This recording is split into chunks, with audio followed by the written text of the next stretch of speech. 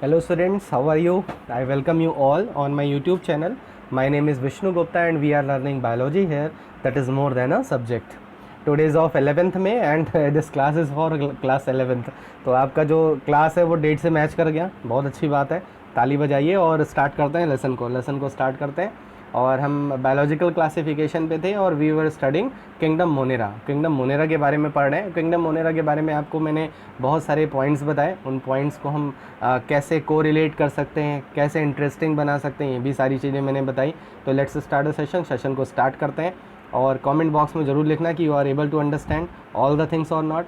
ठीक है, अगर कोई डाउट है तो प्लीज़ लिख ज़रूर देना। ठीक है, और लाइक बटन पे ज़रूर प्रेस कर दिया करो। जैसे मैं आपको इनकरेज करता हूँ बहुत सारी लाइंस को लाके, बहुत सारी बातों को बता के, बहुत सारे ट्रिक्स बता के, ऐसे मुझे भी इनकरेजमेंट मिलना चाहिए विद द लाइक्स। जब आप लाइक हिट करते हो तो मुझे लगता है कि हाँ, स्टूडेंट्स को बहुत अच्छा लग रहा है। बहुत लोग देख तो लेते हैं बट लाइक बटन ही नहीं प्रेस करते।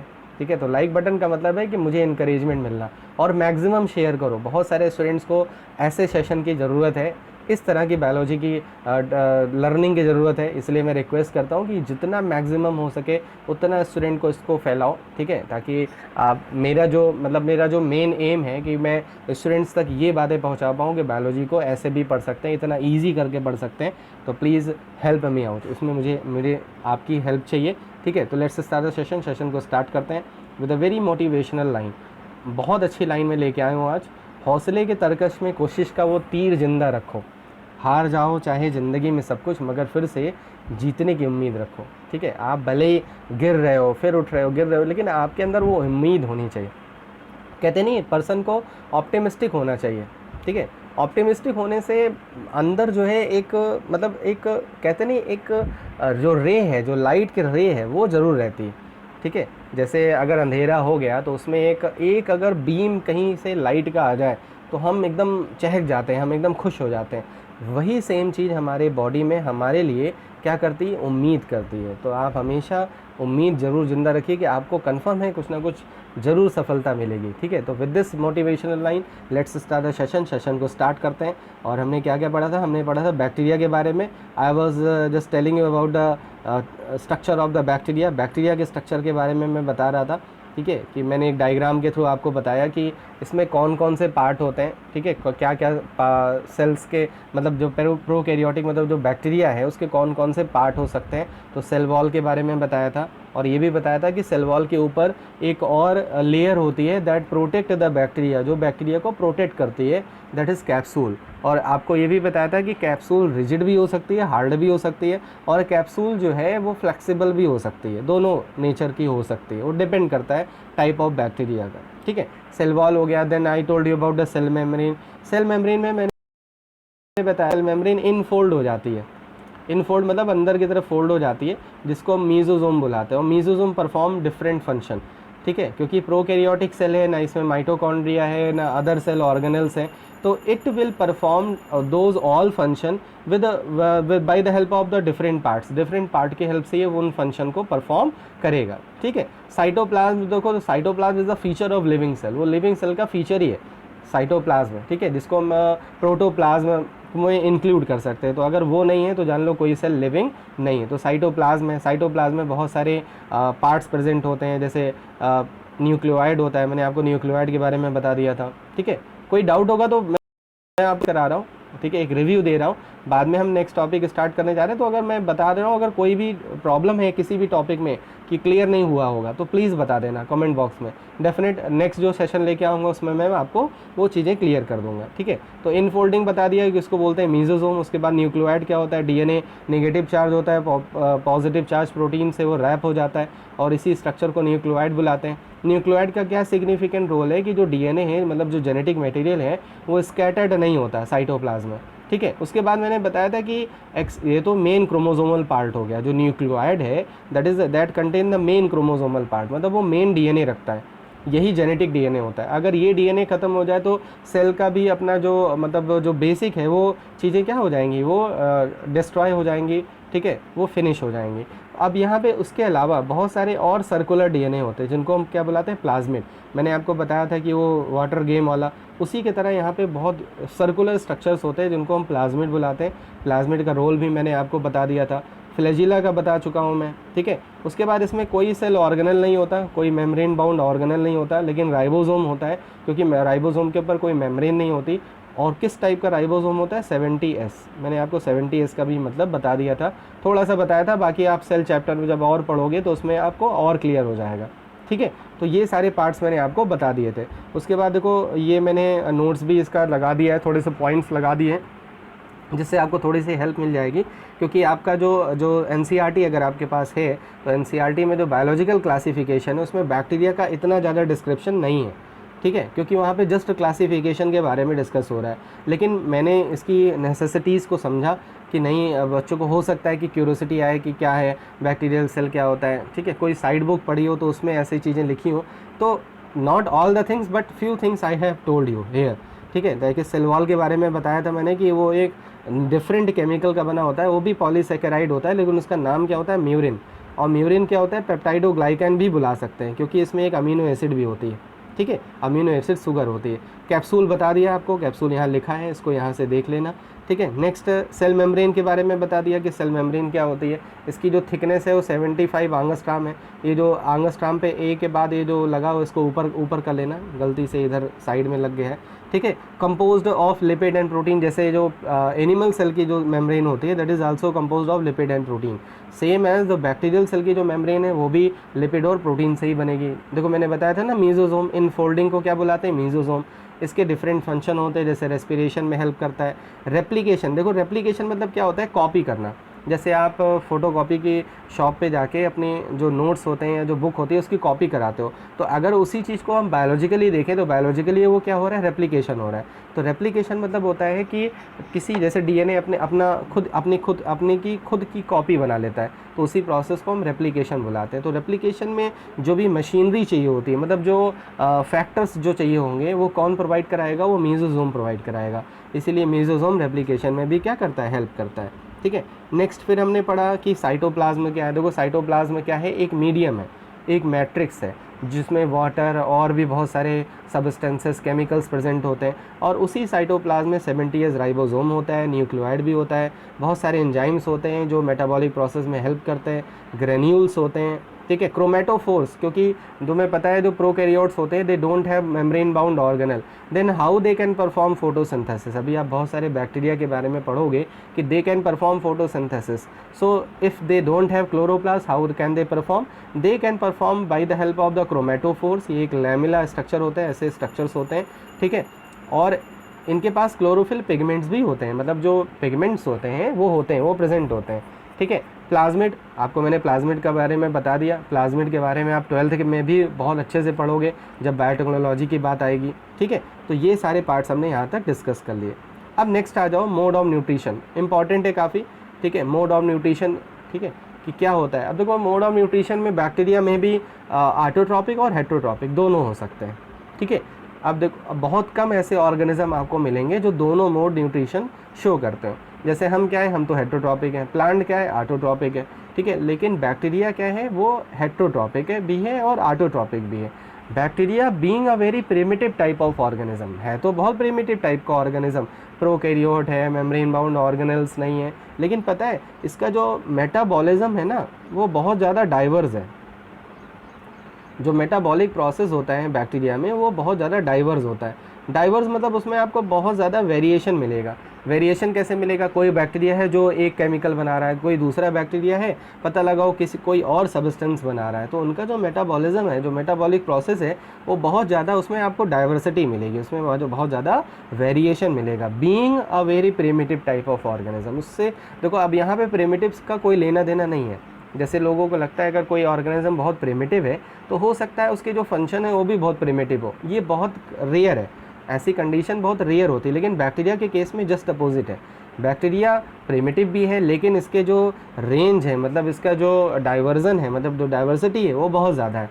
मेटाबॉलिज्म बहुत मतलब वेरिएशन शो करता है इसमें, ठीक है। तो अब यहाँ पे देखो दो टाइप के बैक्टीरिया हमें पढ़ने हैं, ऑटोट्रॉपिक और हेटेरोट्रॉपिक।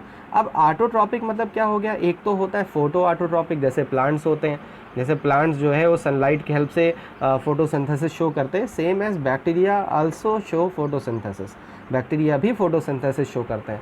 देखो स्लाइड प्रिपेयर करने में मैं थोड़ा सा यहाँ पे मतलब ये चीज़ें नहीं कर पाए हूँ। जैसे CO2 ऐसे लिखना चाहिए, ठीक है, H2S को ऐसे लिखना चाहिए, लेकिन मैंने एकदम सेम लाइन में लिख दिया है, तो इसको प्लीज़ कंसीडर कर लेना। इसको सही, मतलब जब आप इसको अपने नोटबुक में लिखना तो प्लीज़ सही से लिखना, ये नहीं कि जैसे मैंने लिखा है वैसे ही लिख देना, ठीक है। ये जो लिखा है वो मतलब लिखा तो सही है, लेकिन जो पैटर्न है वो गलत है, तो आप इसको प्लीज़ करेक्ट जरूर कर लेना, ठीक है। तो देखो फोटो ऑटोट्रॉपिक में हमें क्या पता लग रहा है कि ये फोटोसिंथेसिस शो करते हैं। अब अगर आप फोटोसिंथेसिस के रिएक्शन अगर प्लांट में ध्यान करो तो मैं यहाँ पे लिख दे रहा हूँ 6 CO2 + 12 H2O, ठीक है। प्लांट यही तो होता है, 6 CO2 + 12 H2O, और ये क्या बनाते हैं C6H12O6 + 6 O2 और +6 H2O। This is the chemical reaction of the photosynthesis. ये केमिकल रिएक्शन होती है फोटोसिंथेसिस की। अब देखो इसको कंपेयर करो, 6 CO2 यहाँ पे भी है, 6 CO2 प्लांट भी लेते हैं, लेकिन प्लांट क्या इनटेक करते हैं, H2O वाटर, लेकिन यहाँ पे ये क्या इनटेक कर रहे हैं, H2S, ठीक है। और H2S इनटेक तो कर रहे हैं, फूड भी वही बना रहे हैं, C6H12O6 ये भी बना रहे हैं, प्लांट भी वही बना रहे हैं, ठीक है। वाटर भी रिलीज़ हो रहा है, लेकिन क्या ऑक्सीजन रिलीज़ हो रही है, नहीं।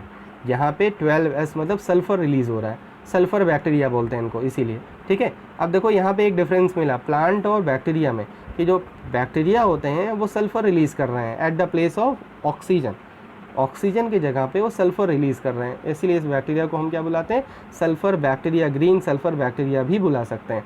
पर्पल सल्फ़र बैक्टीरिया भी होते हैं, मतलब उनके जो मेम्ब्रेन है, उनका जो स्ट्रक्चर है वो डिफरेंट होता है, तो इस तरह से बहुत सारे सल्फ़र बैक्टीरिया हो सकते हैं।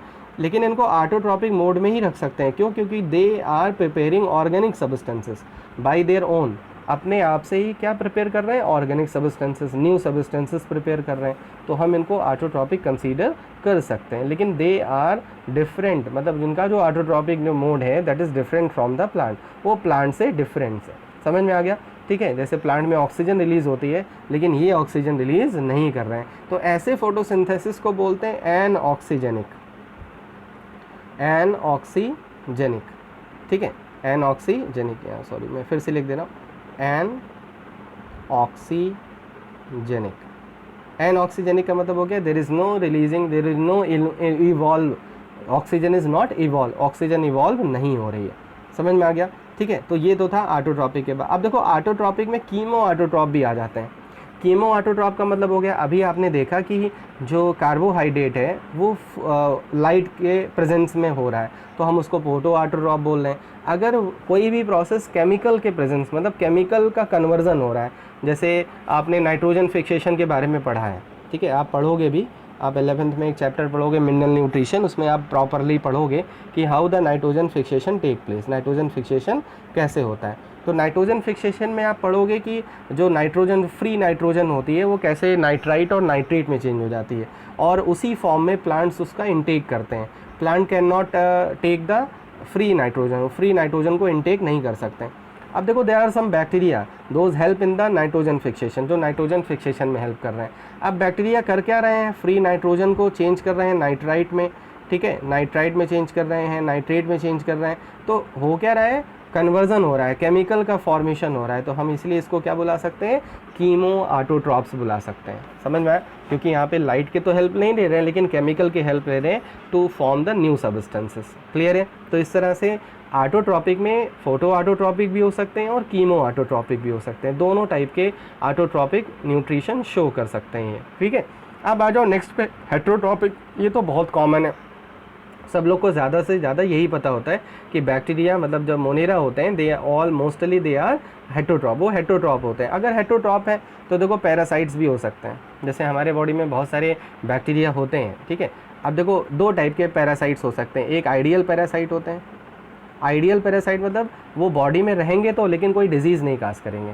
पैरासाइट का मतलब क्या हो गया, they will just take the nutrition from the host body, वो होस्ट के बॉडी से न्यूट्रिशन तो लेंगे, लेकिन होस्ट की बॉडी को कोई नुकसान नहीं पहुंचाएंगे, कोई हार्म नहीं करेंगे। जैसे आप किसी के यहाँ मेहमान बन के गए, तो आप मेहमान बन के गए, ठीक है, आपने वहाँ पे खाया पिया, हर एक चीज़ किया, एंजॉय किया, लेकिन आपने उनको कोई हार्म नहीं पहुँचाया, तो आप क्या हो, बहुत आइडियल आप गेस्ट हो, आइडियल गेस्ट हो। लेकिन अभी आप जाओ कहीं पे और बढ़िया उसके यहाँ रहो, खाओ पियो, वो आपके लिए होस्ट है, और जब वहाँ से चलने लगो तो उसका नुकसान कर दो, उसका फ्रिज तोड़ दो, उसकी टीवी तोड़ दो, उसका रूम का टॉयलेट ख़राब कर दो, उसके फ़ैन को तोड़ दो, तो वो क्या है, वो आइडियल पैरासाइट थोड़ो ना है, ठीक है। वो तो बहुत ख़राब, वो तो एक पैथोजन हो गया, वो तो हार्म कर रहा है, समझ में आया। तो पैरासाइट भी दो तरह के हो सकते हैं, एक ऐसे पैरासाइट जो केवल न्यूट्रिशन लें लेकिन बॉडी को हार्म नहीं पहुँचाएं बल्कि फ़ायदा ही दें, ठीक है। लेकिन एक ऐसे पैरासाइट होते हैं तो क्या वो कर सकते हैं, जो हार्म भी कर सकते हैं बॉडी को।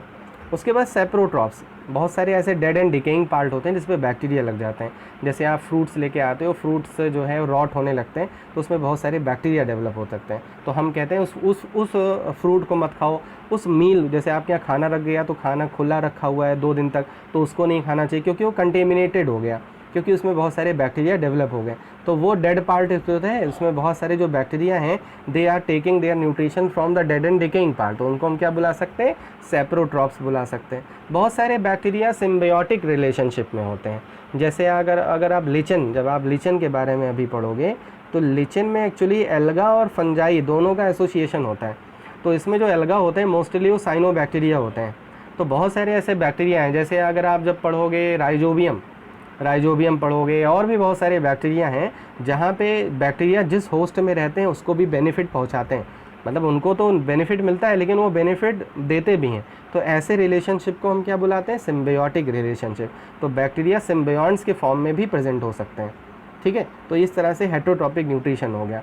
हेटरोट्रॉपिक न्यूट्रिशन को आप और एक्सप्लोर कर सकते हो। You can get to know कि what are the names of the bacteria, those are parasites, those are saprotrophs and those are symbionts. आप इनके बारे में आप एक्सप्लोर कर सकते हो, ठीक है। क्लियर हो गया। तो इस तरह से न्यूट्रिशन समझ में आ गया बैक्टीरिया में कि न्यूट्रिशन कैसे होता है। अब आ जाओ लास्ट फेज में कि रिप्रोडक्शन कैसे होता है। अब देखो बैक्टीरिया है तो बैक्टीरिया में एसेक्सुअल रिप्रोडक्शन भी तो होता ही होता है, सब लोग को पता होगा, मोस्टली स्टूडेंट को यही पता होगा कि बैक्टीरिया जो है एसेक्सुअल रिप्रोडक्शन शो करता है। बट अगर इस प्लेटफॉर्म पे आपको पता लगेगा कि bacteria can also perform sexual reproduction, bacteria sexual reproduction भी परफॉर्म कर सकते हैं।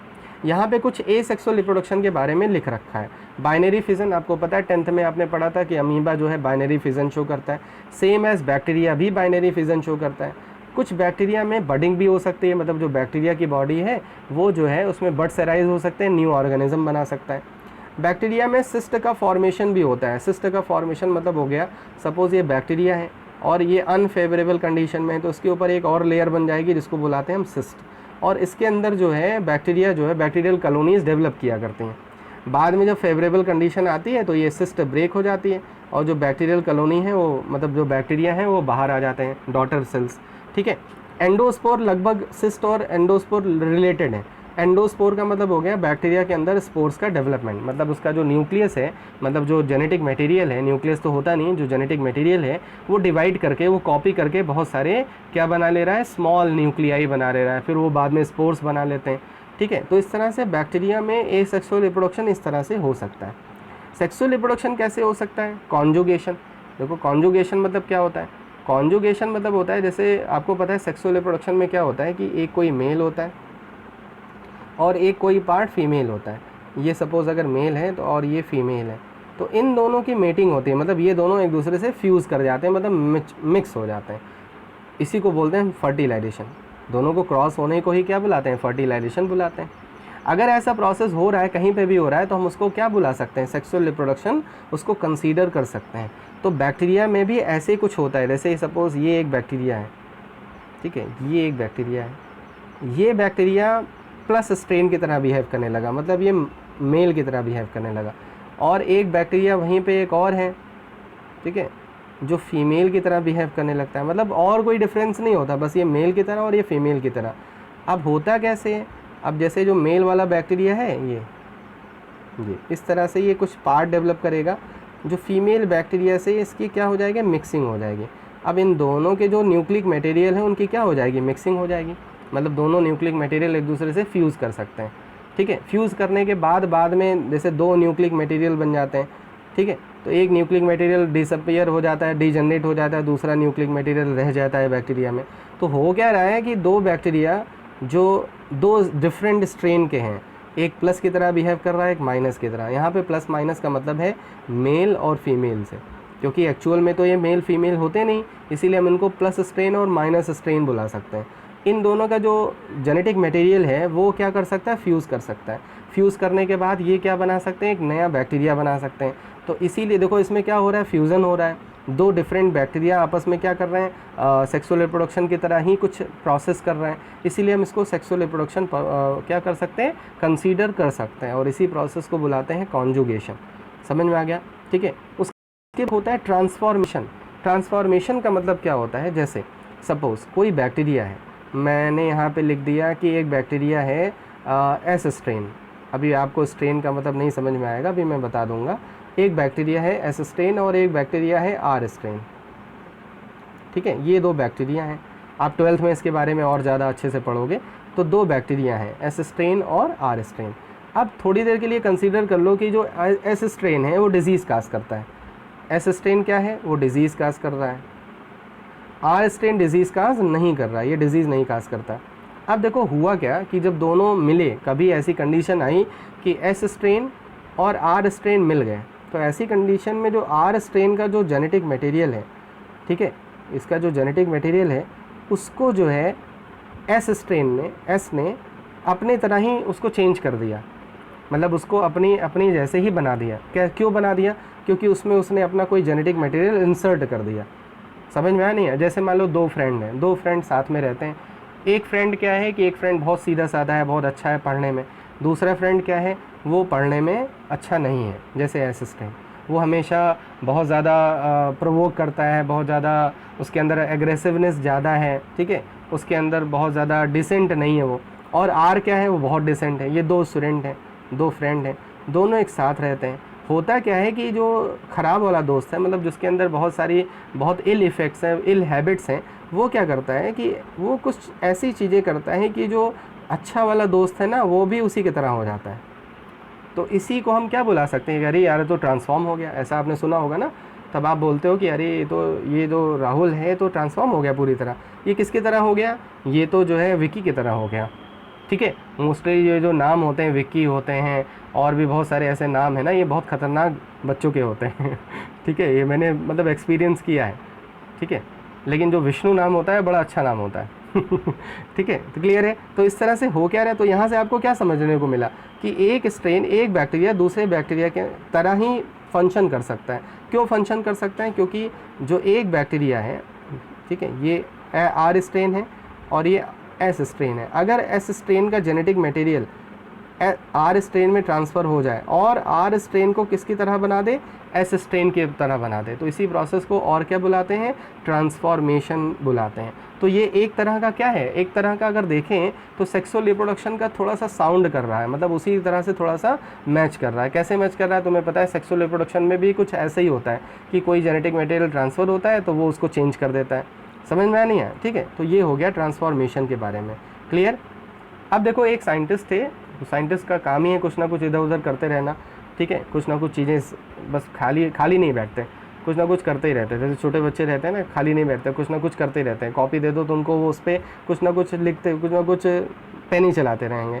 तो ऐसे साइंटिस्ट भी होते हैं, ठीक है। तो साइंटिस्ट बैठे बैठे उनका जो है मूड नहीं अच्छा होता है, तो वो क्या करते हैं, एक साइंटिस्ट थे जिनके मन में आया कि चलो बैक्टीरिया को स्टेन करते हैं, बैक्टीरिया को ही स्टेन कर देते हैं।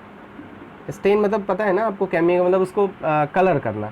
वैसे तो स्टेन का मतलब होता है कोई धब्बा, कोई स्पॉट पड़ जाना। आपने सुना होगा कि हमारे कपड़े पे स्टेन आ गया, ऑयल स्टेन आ गया, इंक स्टेन आ गया, ठीक है, ये आपने सुना है। तो अगर हम इन्होंने क्या किया है, जो साइंटिस्ट जिसके बारे में मैं अभी बताने जा रहा हूँ, इन्होंने क्या किया कि बैक्टीरिया को लेके स्टेन किया। जैसे आपने 10th में या 9th में स्लाइड बनाई होगी, तो स्लाइड बनाने में हम किसका यूज़ करते हैं, जब उसको कलर करते हैं तो एक केमिकल यूज़ करते हैं, मिथाइलिन ब्लू। इस केमिकल को स्टेनिंग केमिकल बोलते हैं। मतलब ये क्या करता है कि किसी भी मटेरियल को स्टेन करता है, कलर करता है, ठीक है। तो हम करते क्या है, अगर हमने कोई प्लांट मटेरियल लिया है, सपोज़ अगर हमने स्टोमेटा की स्लाइड बनाने जा रहे हैं, तो लीफ की जो पील लिया है उस पर मिथाइलिन ब्लू डाल देते हैं, तो वो क्या हो जाता है, कलर हो जाता है। फिर इसको कलर करने के बाद अगर हम इसको वॉश करें तो इसका कलर अगर चला जाए, ठीक है, तो इसने कलर को रिटेन नहीं किया। तो सेम एज जो साइंटिस्ट के बारे में जो मैं बताने जा रहा हूँ, उन्होंने क्या किया, बैक्टीरिया को स्टेन किया। बैक्टीरिया को लेके उन्होंने कुछ ऑर्गेनिक कंपाउंड में बैक्टीरिया को क्या कर दिया, स्टेन कर दिया। स्टेन करने के बाद कुछ टाइम के बाद, स्टेनिंग के बाद उन्होंने बैक्टीरिया को वॉश किया। जब वॉश किया तो कुछ बैक्टीरिया के अंदर कलर रह गया, मतलब वो कलर गया नहीं, वो कलर परसिस्ट रह गया, मतलब वो डिसअपियर नहीं हुआ। कुछ बैक्टीरिया के अंदर वो कलर डिसअपियर हो गया। समझ में नहीं है? ठीक है, जैसे एरियल वाला प्रचार आता है ना कि पहले 2 धब्बे लगा देते हैं, उसके बाद धब्बे लगाने के बाद एरियल और सर्फ एक्सेल डाल के धुल देते हैं, तो जहाँ पे धुल के ख़त्म हो गया वो तो स्टेन चला गया, लेकिन जहाँ पे नहीं हुआ, रिटेन कर ले गया, तो वो दाग धब्बा वहीं पे रह गया। समझ में आया? ठीक है, तो ऐसे ही एक साइंटिस्ट थे जिनका नाम था हैंस क्रिस्टन ग्राम। ये हैंस क्रिस्टन ग्राम, इन्होंने क्या किया था, इन्होंने बैक्टीरिया को स्टेन करने की एक टेक्निक इंट्रोड्यूस की। ठीक है, तो इन्होंने जब स्टेन किया, स्टेन करने के बाद जब इन्होंने देखा कि वॉश करने के बाद देखा कि कुछ बैक्टीरिया जो रिटेन कर ले रहे हैं, जैसे आपके कपड़े पे अगर धब्बा लग गया और आप धब्बा लग गया मतलब स्टेन लग गया, अब स्टेन को वॉश करोगे तब भी स्टेन नहीं जा रहा है, तो जान लो वो क्या है, वो पॉजिटिव है। मतलब ऐसे ही इन्होंने जब बैक्टीरिया को स्टेन किया और उस पर जो स्टेन का मतलब जो केमिकल से स्टेन किया, जो वॉश किया, वॉश करने के बाद वो केमिकल रिमूव नहीं हुआ, तो ऐसे बैक्टीरिया को उन्होंने बुलाया ग्राम पॉजिटिव। और स्टेन जब वॉश करने के बाद वो कलर डिसअपियर हो गया, तो ऐसे बैक्टीरिया को क्या बुलाया, ग्राम, सॉरी यहाँ दोनों ही पॉजिटिव मैंने लिख दिया है, सॉरी, ठीक है, ये ग्राम नेगेटिव हो जाएगा, इसको लिख लो ग्राम नेगेटिव। समझ में आया? तो इस तरह से 2 तरह के बैक्टीरिया हो गए, एक हो गया ग्राम पॉजिटिव और दूसरा क्या हो गया, ग्राम नेगेटिव। क्लियर है? तो यहाँ पे देखो मैंने मेथड पे लिख रखा है, इसको थोड़ा सा ऐसे कर दो भाई, नहीं तो तुम लोग कहोगे कि सर क्या क्या करते रहते हैं। ठीक है, ये नेगेटिव है, ये नेगेटिव, इसको कर लो। ठीक है, in this method bacteria treated in crystal violet solution, कुछ सॉल्यूशन थे, ऑर्गेनिक सॉल्यूशन था, 30 सेकंड तक उन्होंने इसको उसमें स्टेन किया, वायलेट कलर आ गया, वायलेट और पर्पल कलर आ गया, लगभग दोनों सेम होते हैं। स्टेनिंग करने के बाद जब उन्होंने उसको वॉश किया, एक्वस सॉल्यूशन में रखा आयोडाइड के, फिर अल्कोहल से वॉश किया, 95% अल्कोहल का अमाउंट था, उससे वॉश किया। वॉश करने के बाद कुछ बैक्टीरिया कलर रिटेन कर गए, जिनको हम क्या बुलाते हैं, ग्राम पॉजिटिव, और जो बैक्टीरिया कलर जिसमें डिसअपियर हो गया, कलरलेस हो गए, उनको क्या बुलाते हैं, ग्राम नेगेटिव। तो इस तरह से कितने तरह के बैक्टीरिया होते हैं on the basis of staining, 2 तरह के होते हैं। ठीक है, एक होता है ग्राम पॉजिटिव और एक होता है ग्राम नेगेटिव। अब यहाँ पे ग्राम का रिलेशन साइंटिस्ट से है। ठीक है, इनको ऑनर दिया जा रहा है कि भैया हाँ ठीक है, तुम्ही ने काम किया था, दुनिया हमेशा जानेगी कि ग्राम ने ही बैक्टीरिया को स्टेन किया था, इसीलिए इन्होंने इसका, यहाँ पे हम इसको बुलाते हैं ग्राम पॉजिटिव और ग्राम नेगेटिव। समझ में आ गया? ठीक है, तो ये हमने पढ़ लिया कि बैक्टीरिया के स्टेन कौन कौन से होते हैं। ठीक है, अब ये आप देखो, अब हम क्या डिस्कस करने जा रहे हैं, types of bacteria according to their characteristic, according to their habitat. ठीक है, अभी तक हमने बैक्टीरिया के बारे में क्या डिस्कस किया कि बैक्टीरिया के शेप, साइज़, उसका स्ट्रक्चर कैसे होता है, पॉजिटिव, ग्राम पॉजिटिव क्या होते हैं, ग्राम नेगेटिव बैक्टीरिया क्या होते हैं। ठीक है, एवरीथिंग मतलब रिलेटेड टू द बैक्टीरिया हम सारी चीज़ें डिस्कस करते आ रहे हैं। अब हम पढ़ने जा रहे हैं कि बैक्टीरिया को हम कैसे डिफरेंट क्लासेस में, डिफरेंट ग्रुप में डिवाइड कर सकते हैं। तो on the basis of their habitat, पहला तो हमने क्या फीचर ले सकते हैं, हैबिटेट के बेसिस पे, उनके सेल वॉल के बेसिस पे, हैबिटेट के बेसिस पे, और दूसरा उनके सेल वॉल के बेसिस पे हम उनको क्या कर सकते हैं, उनको डिफरेंट, उनके जो फीचर्स हैं उनके अकॉर्डिंग हम उनको डिफरेंट क्लासेस में डिस्ट्रीब्यूट कर सकते हैं। उसी में से एक है आर्की बैक्टीरिया। देखो बायोलॉजी में जहाँ पे भी आर्की वर्ड आ जाए, ARCHAE, आर्की का मतलब होता है प्रिमिटिव, प्रिमिटिव मतलब होता है बहुत पुराना, मतलब ओल्ड टाइप। ठीक है, तो आर्की बैक्टीरिया जो होते हैं इनको प्रिमिटिव बैक्टीरिया इसलिए बुलाया क्योंकि एक तो उनके ऊपर सेल वॉल जैसे होनी चाहिए वैसे होती नहीं, मतलब सेल वॉल जो होती है वो डिफरेंट कंपाउंड की बनी होती है, पहला। दूसरा क्या होता है कि these bacteria can survive in harsh habitat, मतलब the condition which you can not imagine.